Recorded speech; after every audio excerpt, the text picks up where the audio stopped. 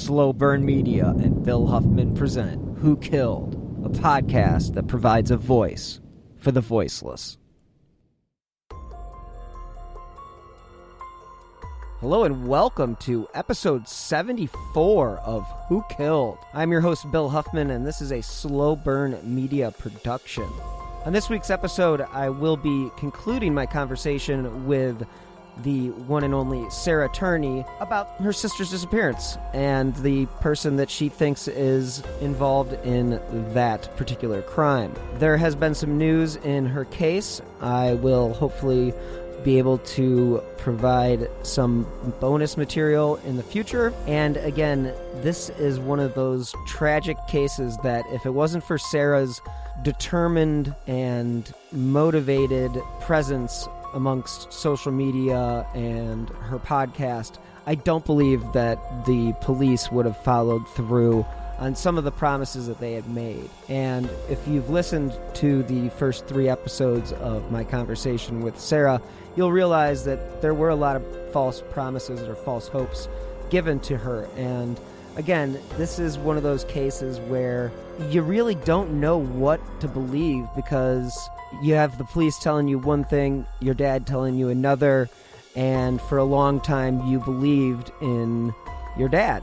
And again, she has given you the reasons that she has changed her stance, and this hopefully will provide some insight into why she believes her father is the person that is responsible for Alissa's disappearance. But before we get going with our conversation with Sarah, I wanted to play you a clip from the YouTube video that Sarah had posted of her dad videotaping Alissa while she worked her first job at, I believe, Jack in the Box. And it's just a little insight into an odd relationship, let's just say that. And again, this is Sarah's sister Alissa talking with Michael, her father. And following the clip, I will be playing my 4th part of my conversation with Sarah Turney about Alissa's disappearance. And again, join me for another very interesting conversation with Sarah Turney. You got me in trouble, Dad. How'd I do that? Cause that freaking asshole Mike, he looks and he goes, "That's illegal. He can't do that." And I was like, "That's my dad." Still, there's signs posted all in the office. I was like my dad's gonna do anything. I was like, "It's my first job. My dad's video cameraing me." He's like, "So that's illegal. Tell him not to do that." I was like, he's a prick. Hate that guy. Which one's Mike? The one I was talking to you? No, the one, I don't know, the one that drives that nice-ass Mustang. Let me drive. Which one's Mike? Yeah, I mean, it's an insane journey, and people always tell me, like, how sad it is, and I feel so bad, but I have to hope that, evoking some type of emotion will help just, gather that pressure that we need. You're doing the work that basically nobody else is willing to do because they don't get paid to do it, but you have a vested interest in it. Therefore, you are involved now, and I think that the funny thing about life is that we may think we have a plan, or we may think things are going to go one way or the other, and you start a podcast and you think you're going to be doing one case, and then the next thing you know, you are 55 episodes in and you've covered 8 billion different cases, and now you're talking to different podcasters about the cases that they cover. And yeah, I would say that it's a life changer. I would say that you've found your niche. I feel like I'm a missing child's advocate at this point because of the amount of stories or just missing people in general, or unsolved murders in general. I feel like I'm not trying to tell stories that are just stories. I'm trying to get some resolve. And that's kind of like, I think I've seen that across the board, which is good. Because I think for a moment there it went down the exploitation route. And now I think it's sort of even CrimeCon itself is acknowledged it's more of an advocate now than it was maybe the first year. And this is not to say because I wasn't there for the first year, but to say that it was just, let's put a bunch of podcasts together and let's see what happens and get some speakers. Now it's, whoa, this thing's fucking huge. Let's get real important people here with cases that aren't solved. We could do presentations on them. And not only that, we may be able to get results. Oh, And yeah. that's what's amazing. I think even CrimeCon itself is different than what they thought they were going to be today. Oh, I couldn't agree more. I mean, and if you look at it, like I'm in marketing, and like conscious consumerism is not a trend anymore. Like it's something that the whole world is kind of pivoting towards. You see that everywhere from plastic bags to people becoming vegan, like in just the media they consume. I think people are more apt to question where things are coming from or what the intentions are behind people. And I think people are starting to look at that with their podcasts. You know, there's like, why am I listening to another podcast on Chris Watts? We already know what's going on. I think that, again, it's just kind of bleeding over to everything. And people want to know that they're making a difference as opposed to just consuming what used to be like a lifestyle styled type of drama. You know what I mean? A Lifetime movie drama. Yes. No offense. I hear that they're becoming extremely progressive. I'm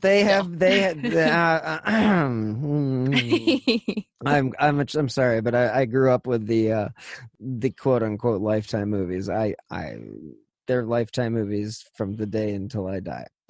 I don't care. I love it. Like Pregnant at 16 or whatever was like my favorite movie with Kirsten Dunst. Like I died for that movie every time it came on. Like I grew up with that TV with sitcoms and stuff, right? But it's just shifted. Like people don't want to see sitcoms anymore. They want to see real life. Yeah, I think that that's a really interesting perspective on the entertainment. You know, because I've written. This isn't like I didn't sell anything, but like I've written screenplays, I've written spec scripts, and for the Law and Order, and for God when Entourage was on shit. Oh, But you know, like yeah, I think there is definitely a sense of.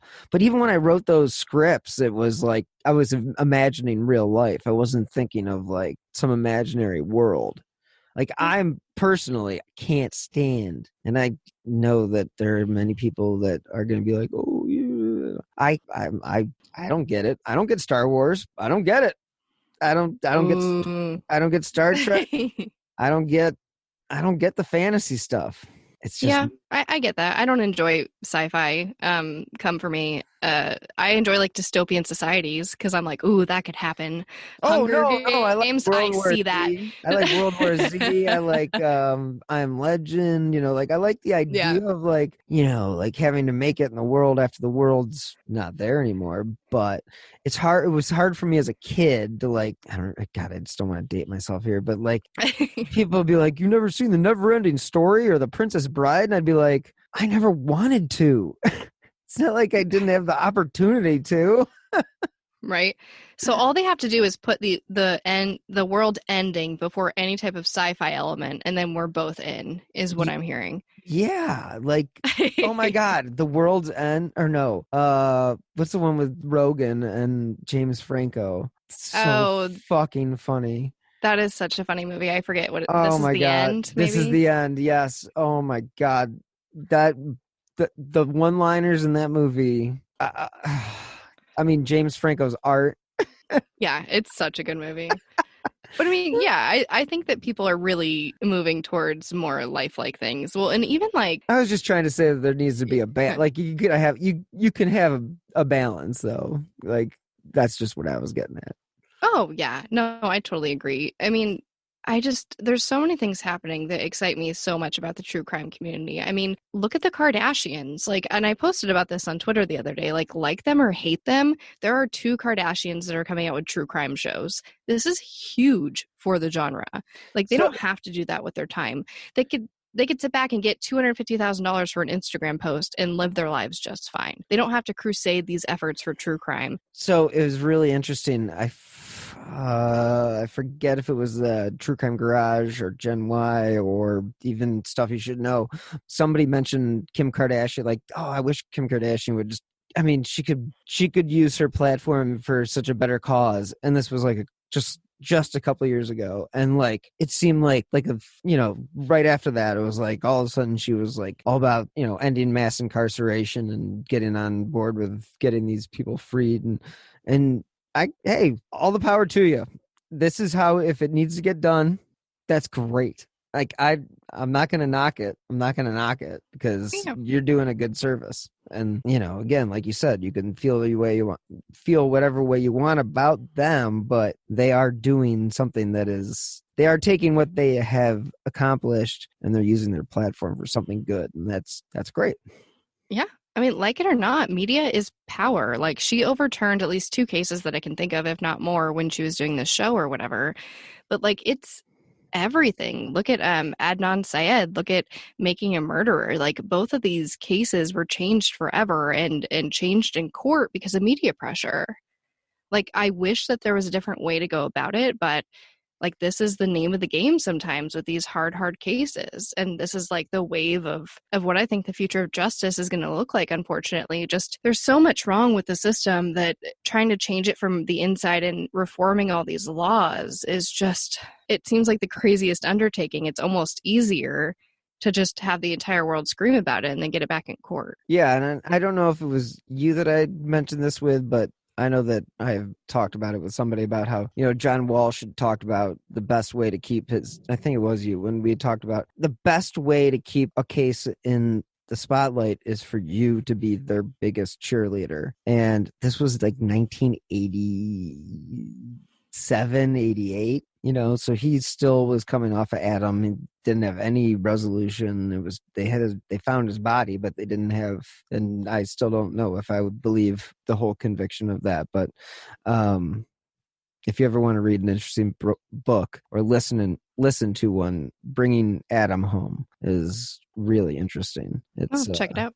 Yeah, it's all about the Otis Toole connection to Adam Walsh. It's weird. Tough to totally buy, but like I don't think Walsh even accepted it until like 2004 or something like that. But wow. You know, in 88 he's telling everybody, I mean, because I was a big I loved In the Dark. That was a great podcast. And the first season was all about Jacob Wetterling, and he was abducted 5 days before Amy was. So Amy Mahalovic. And he was 11, and it was like, wow, this is exactly like the type of thing that I would have been doing in my life. But he told the family that the only way to keep this case out there is for you to be out there. So what you're doing is everything that you can do, and you're the number one cheerleader. I mean, that's it. Hey, I'm trying. Yeah. I mean, like I said, I've tried to go all the traditional routes, so this is the only thing I have left.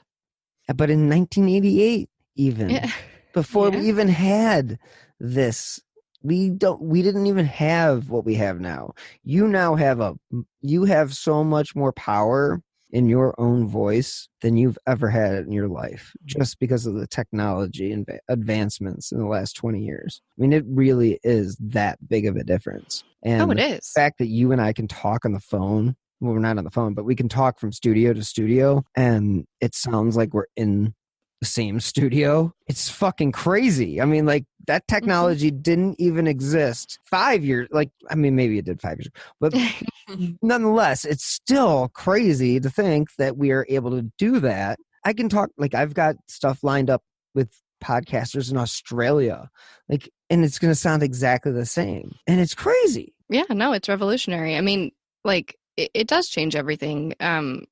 One example I love is that, like, love and hate, of course, but the police weren't writing me back, and I had written about 8 follow-up emails asking for a meeting about a particular subject, right? It had been weeks and weeks. Like, I ping them maybe once a week, like, hey, just wanted to check in. Any chance we can get that meeting? Like, super professional. And they weren't writing back. And so I post on Twitter, like, all 8 emails, and I'm like, I don't know, I forget what I write. Something about, I don't know what to do, like, and complaining about not getting a meeting. And literally 2 hours later, I get an email saying, okay, yeah, we'll meet with you.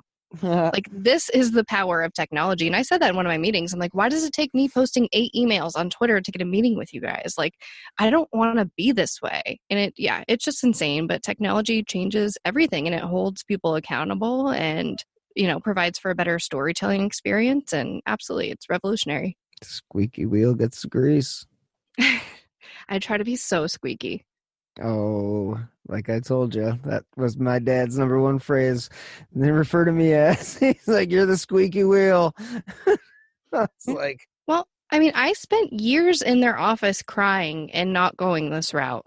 It wasn't until they told me to get media that I did, and it wasn't until they started lying to my face that I started getting upset. Like, now were they trying to tell you at that time that your dad was involved? so what happened was when he was in prison, so they sat me down in 2008 and explained to me for 40 minutes about how it could only be my dad. And then I don't believe them. 2020 happens. About a year later, after a huge combination of factors, I start to believe that it's my father. And I go to them and say, I believe it's him. How can I help you? And so they start asking me to ask certain questions, and they start asking me about certain things. And they say, okay, he's going to be released, in, I think it was March of 2017. But we're not going to arrest him until he is released. So that way he can't combine sentences. He'll serve a longer term if we wait. And I'm like, okay, great, cool. Because I don't know, and I trust them. We've been working together for like 10 years or whatever. And a few days before my father was due to be released from prison, the detectives were reassigned, to which I still at that time was like, yeah, don't you love that for this story? At that time, though, I was like, okay, well, they plan on prosecuting. The investigation's over. Like, I get it. Like, they're done now. It's over. They're going to get him.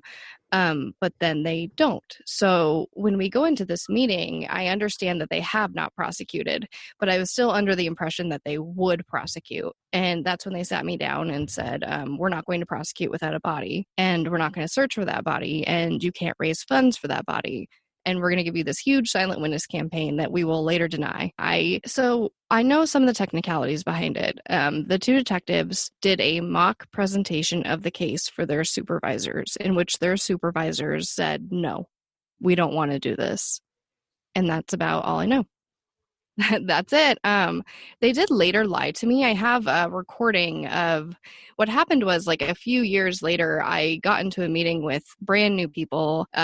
So nobody that knew the case. I didn't know these people. And they were like, listen, Sarah, if we present this for prosecution and they say no, that's it. We don't have another chance, which is absolutely not the way it works. If they present it and they say no, they actually give you notes to go back and revise and to represent. So I don't know why they're lying to me, and I don't really know why they changed their minds, but I lean towards that they don't want this to come out in court because there are some missteps that they are legally liable for. Well, it's like they're like telling you it's double jeopardy. Like, oh, if we go and we try to do this, then we can't ever bring cases or bring charges against them again. Well, if any prosecutor knows what they're doing, they're going to bring charges against him that if they can't get those charges to stick, they'll have other charges that they'll eventually be able to use.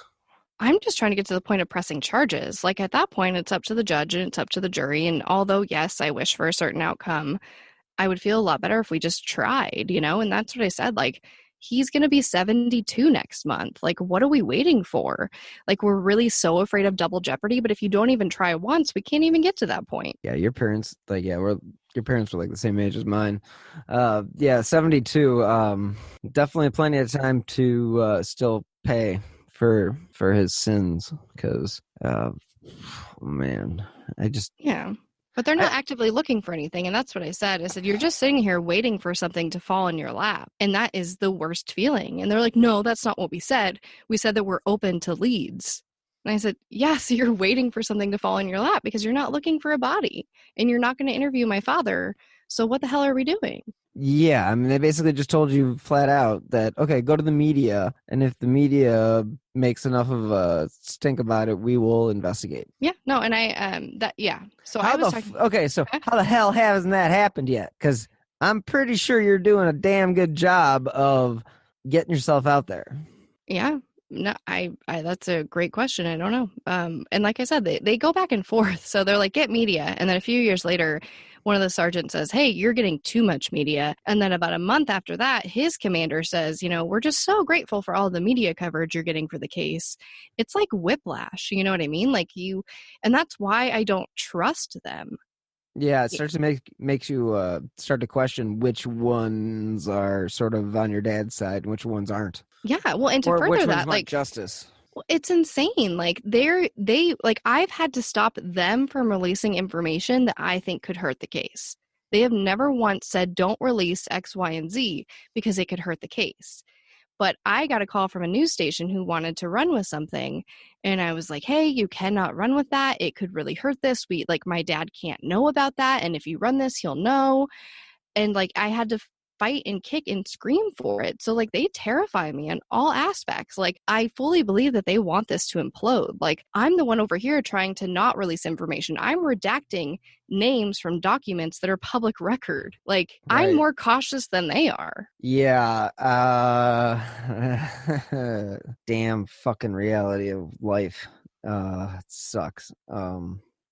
It really does, because they want to tell you what you want to hear, and they want to be doing the right thing, but that doesn't mean they're always doing the right thing. And I think in your dad's case, I think it's one of those, have you, not like, what have you done for me lately, but is this going to do us any good to investigate this?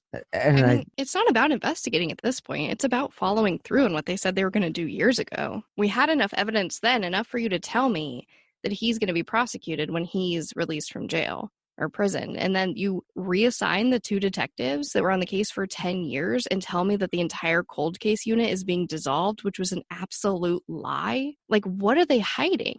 Yeah, something. Yeah, that's all I can say. That's all I can say. I don't know, but it's all shady, and it's not the way a police, department should operate. And yeah, it's like whiplash. Like I said, they just keep lying, and I will present it all. Like, What's the name of the police department that's handling this? The Phoenix Police Department. They're horrendous. They're in the national news all the time for just being absolutely horrendous. So are the Cleveland police. Yeah. It's terrible. And I just like I said, I think it's really hard to have the expectation that I'm going to go reform the justice system. But what I can do is be a cautionary tale to these decision makers in law enforcement to say, oh shit, this person may not actually go away. We may not actually scare them as much as we think we do. And we're going to be held accountable for our actions. Hold their feet to the fire. You're a real journalist, is what you've turned out to be. Oh, goodness gracious. Didn't realize you'd going to be, we roundabout, connect the dots all the way from the beginning of the conversation. Guess what you are? You are a journalist, because you're doing exactly what journalism was meant to do, and that is to hold people's feet to the fire, and that was what it was created for. So, and I'm not going to say that as a negative because I work in media, so. Yeah, I'm so torn about journalists. Like, to be honest, before my dad was arrested, I thought I was going to be a journalist. I was like editor of my school paper. I was an English major. I was taking journalism classes. And then they came and knocked on my door at all hours of the night and just like harassed me. And I was like, I could never do this to someone. I could never capitalize off the worst day of their lives. Is what I felt in my mind. But I think what people who are like spearheading a mission like this, particularly in my manner, with like no regard for maybe some of the legal aspects of it, and what I'm doing is just crusading for truth. And I feel like it's a very idyllic view of journalism. And I wish journalism was actually like that. But from my experience working with traditional journalists, is they're very afraid to run aspects of the story, including how much evidence points to my father, and including everything that's happened with the police. Talking about locally? Yeah. Yeah. Well, and larger traditional media as well. Like when it comes to some TV media productions, I should say. Yeah, like the independent ones, the ones that are not, the ones that are syndicated. This is what I would say about that. Journalists are a little too apprehensive to take on things that aren't the norm anymore. And I do believe that at the end of the day, that's going to be the thing that kills the business. Yeah. Because the people that watch that are dying. I mean, we're talking about a demographic that's 55 and over. I mean, is that who advertisers are really going for? Watch the advertisements on a news channel. What are they? They're for geriatrics and they're for Depends and for you name it. For old people, it is what it is because that's who fucking watches the news. And I know that. Just understand that it's not. There's got to be a point. There's got to be a tipping point where media stops reading the internet. Yeah. Well, and they start doing their fucking job again, which is called investigating and doing journalistic work, not following up on stuff from the internet. It's just so ass backwards. It's unbelievable. It's like, okay, sure, you're going to take it from the internet. Well, guess who's going to be in charge after you continue down this path? Yeah.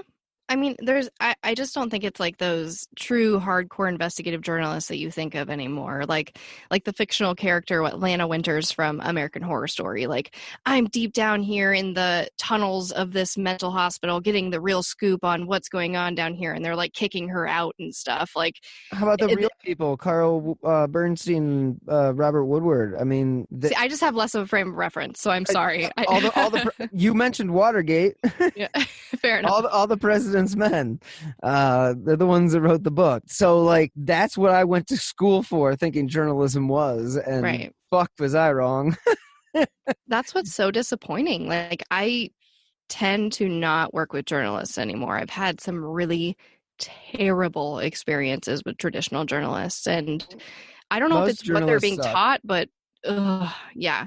They're just aggressive about the wrong issues. They don't focus on things that evoke change. They focus too much on how sad I am about it. It's not productive for the story. Oh, I mean, I've watched the way that they treat Mr. Mahalovic around here, and like I've gained a friendship with him, and the way that they treat him when they go to his house for like an interview, and they force him to look at pictures and shit. And I'm like, what the fuck are you guys doing? This is the dumbest shit I've ever seen in my life. Like, Podcorn. Do you not understand this person podcasters with sponsorship opportunities such as host read ads, like, topical discussions, why would you interview bring segments, this easy up? as possible. You can ask I've been working with them for a while now, and they are by far the easiest way to monetize your podcast. They've taken what had been a time-consuming part of the podcasting process and have made it easy for me to focus on what we as creators do best, every create. aspect. If you're looking for a way to get paid for the hard work that you put into your podcast, then look no further than Podcorn. You set the rate you believe to be fair and deal with the brands directly. There literally is no middleman. And at Podcorn, you will never give up any rights to your podcast. Their mission is to make sure creators like me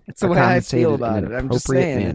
You can check them out on their website, podcorn.com. They have packages for podcasts of all sizes. And again, I can't thank them enough for making my life easier. I've provided a link in the show notes as well, so you can find out exactly what Podcorn personal can do for you. Connection there. Like, you and I can sit here and talk about it and joke about it and be real about it. But when you're given very like posed questions, you tend to give very posed answers, if that makes sense. Like, there's a formality to it that I think loses a lot of heart of specifically true crime stories.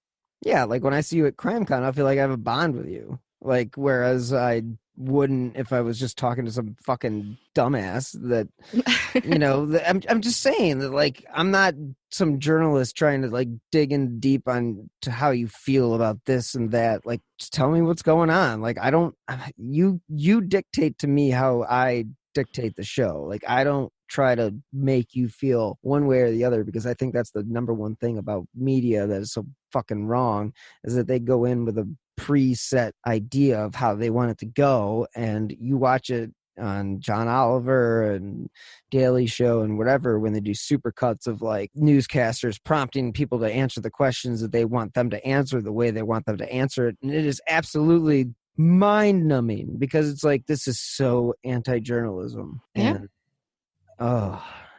yeah, no, I've seen certain aspects of Alyssa's case presented very one-sided, and it's just so disappointing because it's so multifaceted. And I'm like, hey, like, you didn't include this whole other part. I don't do this to everyone. It was a very special relationship. And I was like, you didn't include this one part. And it's like, they just don't care. They're like, well, that doesn't get people to care about it. And I'm like, but it's the truth. And that's the thing that sucks about stories like your sister's, is that the way that they've fucked the news is that the longest news segment is like 240. Yeah. Come on, give me a fucking break. You think you can tell me your sister's story in 2 minutes and 40 seconds? No, I can't do it in an hour, obviously. No shit, we're going on 4. This is why every interview I've done has been like 5 or 6 hours, which is why you will never hear a full interview on my podcast, because they're just ridiculously long. Right. Because there's so much to it. Yeah, and I just don't understand who the fuck is making the decisions at the places that these news stations exist that think that people want to watch about old people shit. Like, I don't get it. Like, I seriously don't. Like, your demographic that your number one advertisers want to aim for 19 to 35. Neither of any story have you ever done has it ever conveyed to that age demographic. What is your goal? Yeah, they're gonna have to change, or the world's gonna forget all about them. Oh yeah, they're going the way of the newspaper, and that's fine. I mean, if they continue just reading the web, I mean, that's fine. I mean, I don't exactly. No, I worked for USA Today. I thought I was made. You know what I mean? You think, I work for Gannett. I work for USA Today. This is amazing. And I was a part of like all their massive layoffs. Like it's dying. I worked for CBS. I got laid off, and yeah, it was awesome. Yeah, it's we've got a couple things in common when it comes to, I mean, we got dead cancer parents, and we've got, layoffs. Awesome stuff. Really. All the trauma bonds. Really trauma. Yeah, we're bonded. Like, we're set for life. Love that. All the negative shit. All right. Well, let's just wrap it up. I'll probably end up having to call you again to finish this conversation. That'll work. Hey, it's like become like a thing for us now. I love it. Yeah, I like it. And always have something in the hopper. You know what I mean? Keep something in the back burner that's going, and as the next podcast or whatever. And if you start to get burnt out from doing this, and gives you some alternative, or if you want to do a fucking joint show and we just BS for an hour and call that a show, and there aren't many guy girl shows, so I feel like we have a good rapport, so whatever. Yeah, no, we definitely do. Yeah, I'm just trying to navigate it all. It's just you and me both. It's all day, every day, man. But I mean, yeah, that's what we signed up for, though. I'm not trying to like complain. I just I'm trying to master it, man. I want to win this game.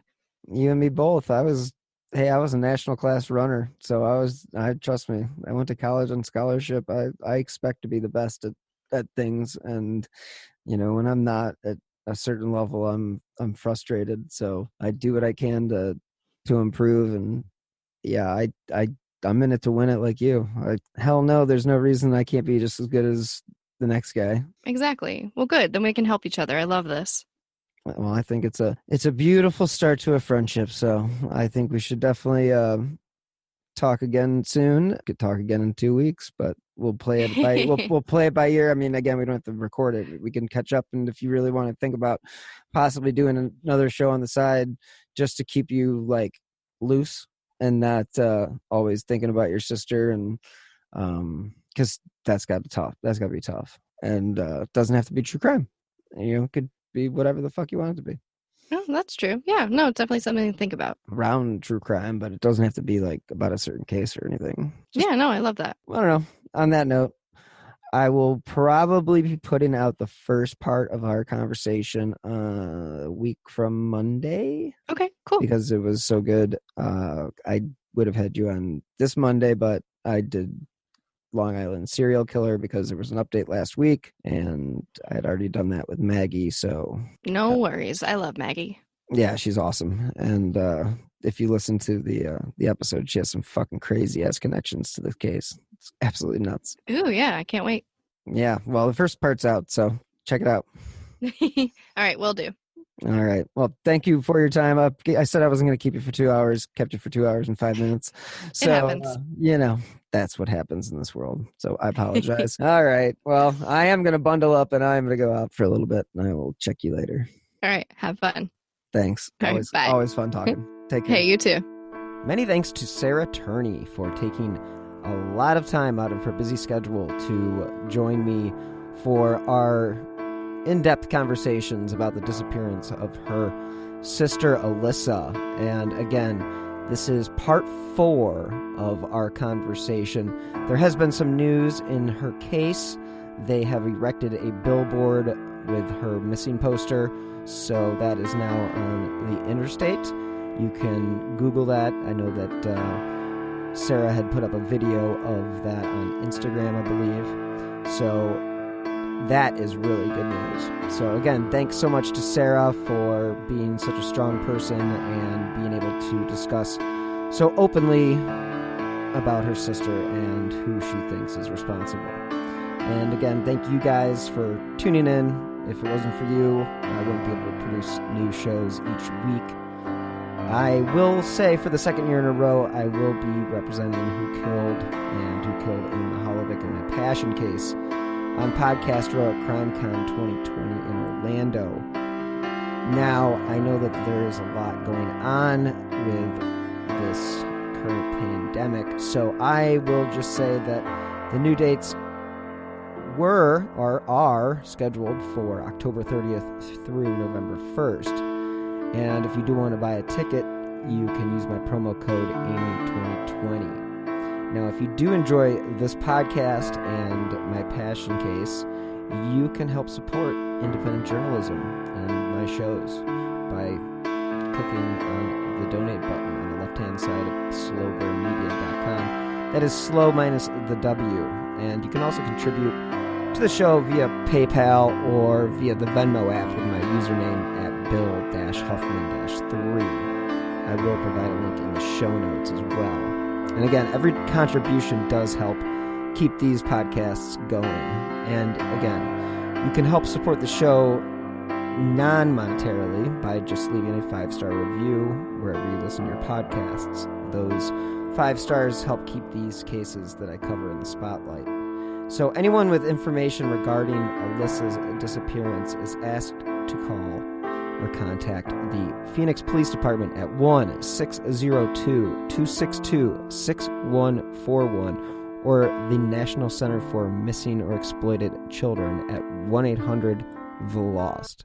Sarah would also like people to use the hashtag #JusticeForAlissa when discussing her sister's story on Instagram and Twitter and other social media platforms.